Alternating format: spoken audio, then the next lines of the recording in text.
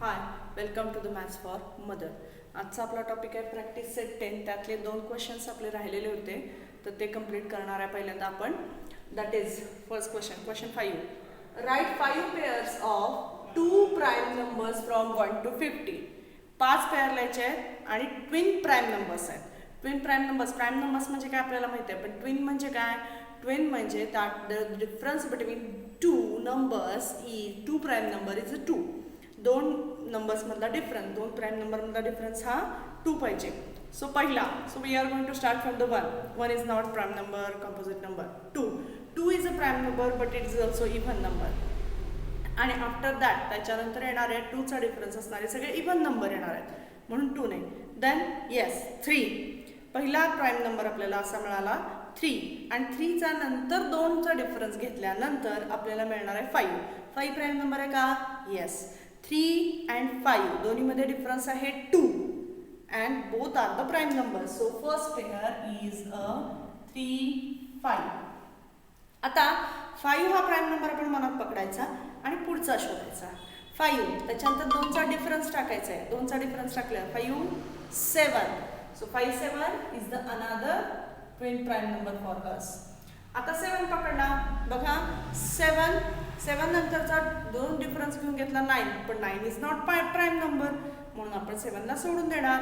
8 नंतर बघा 2चा difference, 8 is a not prime number, त्याला सोडून दिला. 9 ला सोडून दिला. 10 is not also prime number, मग आपल्याला मिळालेला कोणता? 10 नंतर येणारा 11 इज अ प्राईम नंबर. मग 11 नंतरचा 2 डिफरन्स शोधला. 11, 12 गेला 13. ओके, सो थर्ड आपण मिळालेला आहे, दॅट इज 11 and 13. आता 13 नंतर 2चा डिफरन्स घेऊन घेतला तर 13, 14, 15. No, 15 is a not prime number, म्हणून तो पण नाही आहे. मग कोणता येणार बघा?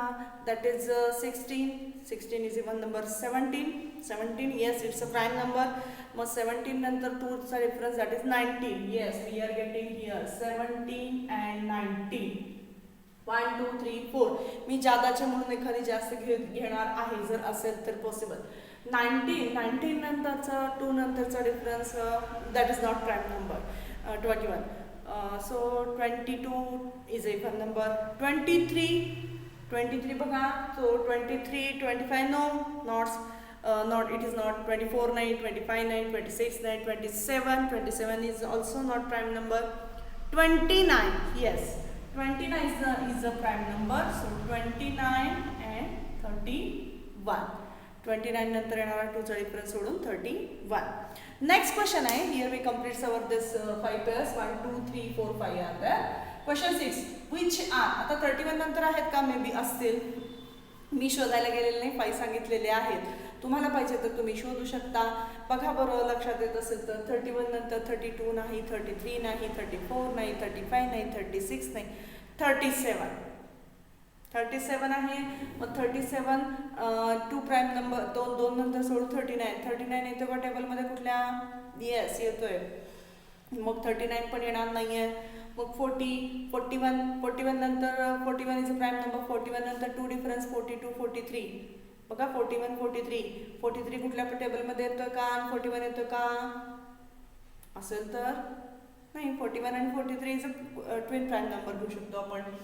आणि नंतर कोणता येतोय? 44 नाही, 45 नाही, 46 नाही, 47, 49 असं येऊ शकतं, पण 49 is not prime number. So here we completes. Which are the even prime numbers? Next question.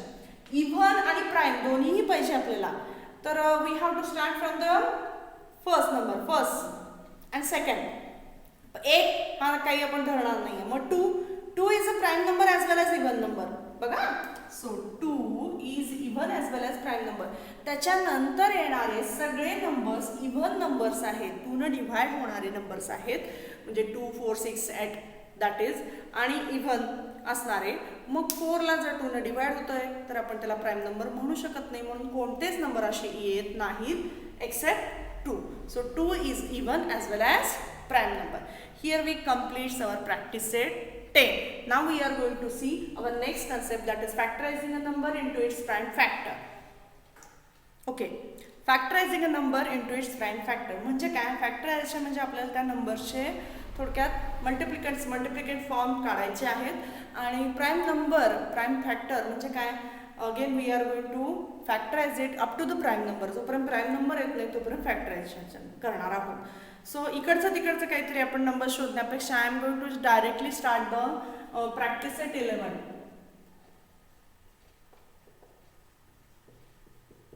दोन अरेंजमेंट आहेत तुम्हाला, व्हर्टिकल अरेंजमेंट आणि हॉरिझॉन्टल अरेंजमेंट. सो मी दोन्हीही अरेंजमेंट करून देणार आहे.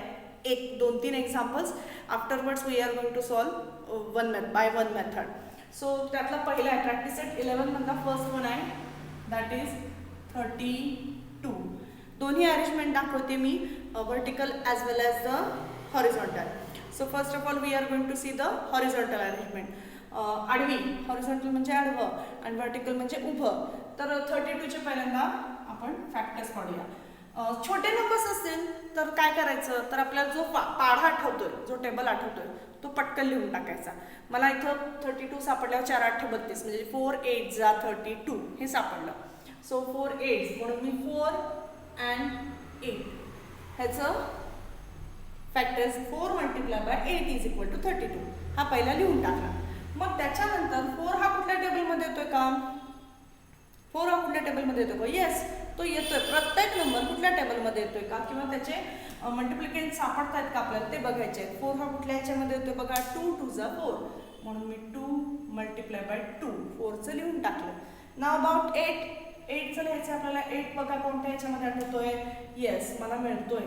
जोपर्यंत ते टेबल्समध्ये येत आहेत तोपर्यंत आपल्याला फॅक्टराइज करायचं आहे. ह्या दोन्हींच्या मध्ये मल्टिप्लिकेशन साइन आहे ते कंटिन्यू करायचं आहे आपल्याला.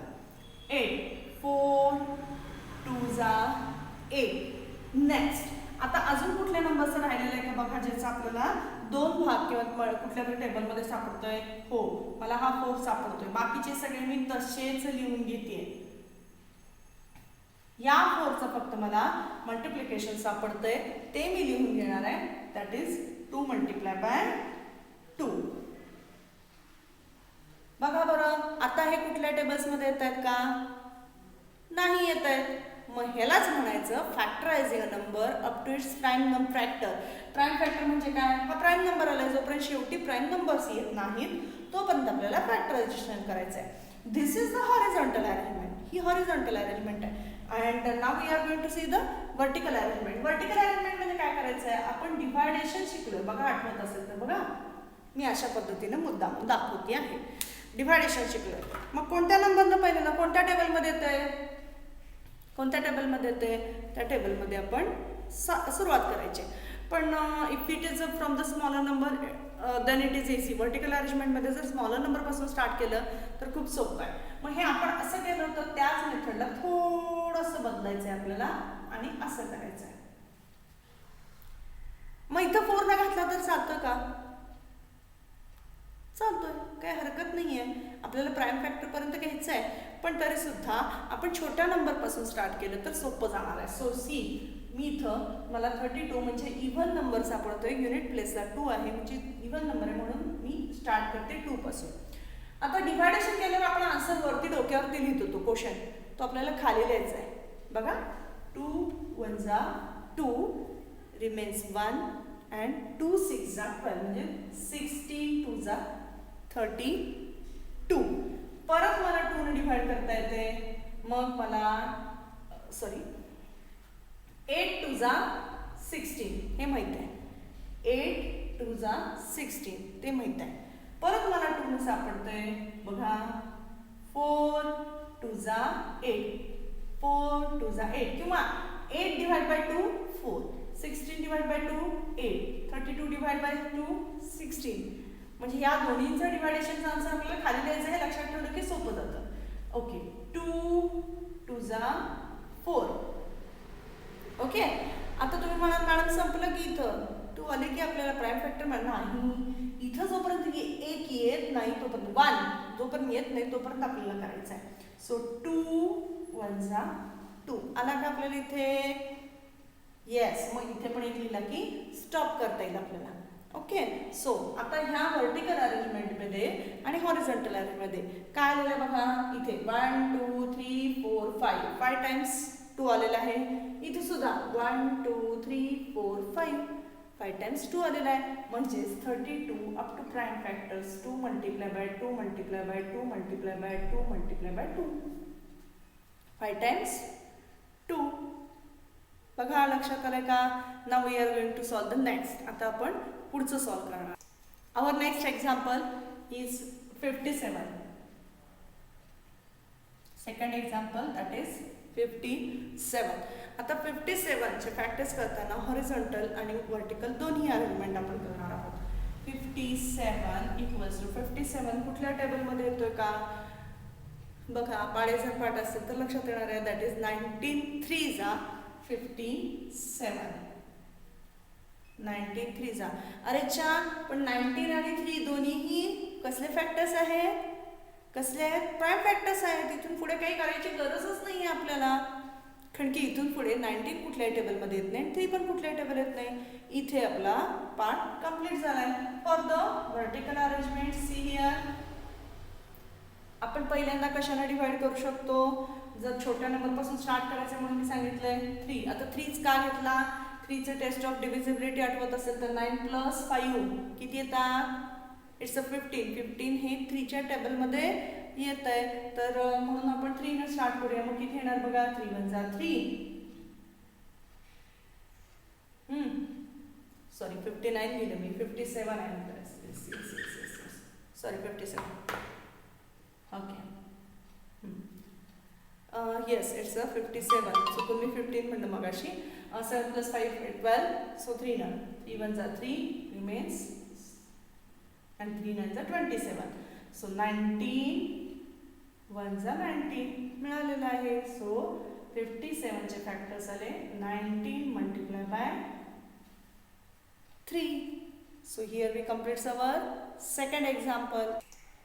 थर्ड एक्झाम्पल बघा, दॅट इज 23. 23 कोणत्याही टेबलमध्ये येत नाही. टेस्ट ऑफ डिव्हिजिबिलिटी मध्ये सुद्धा 2 3 4 5 6 7 कशानेही त्याला डिवाइड होत नाही.